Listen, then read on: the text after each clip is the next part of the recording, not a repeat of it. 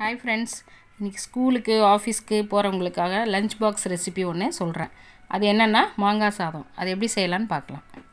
இப்போது ஒரு பெரிய மாங்காய் எடுத்துக்கோங்க. அதை 3 பீஸாக கட் பண்ணிக்கோங்க இந்த மாதிரி. அப்புறம் அது ஒரு துருவலில் வச்சு நல்லா துருவிக்கோங்க.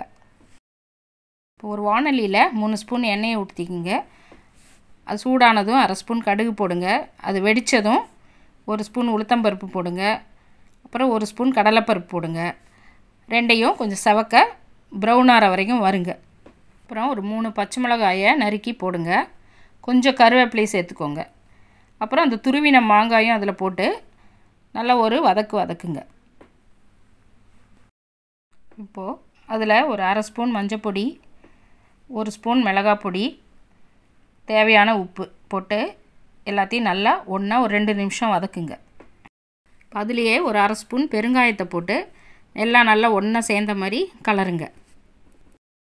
இப்போ அடுப்பை ஆஃப் பண்ணிவிடுங்க. அப்புறம் வடித்து ஆற வச்ச சாதத்தை அதில் போட்டு நல்லா கலந்துக்கோங்க. கடைசியாக டேஸ்ட்டுக்காக அதில் ஒரு 2 ஸ்பூன் நல்லெண்ணெய் ஊற்றி நல்லா கலந்துக்கோங்க. அவ்வளோதான், மாங்காய் சாதம் ரெடி.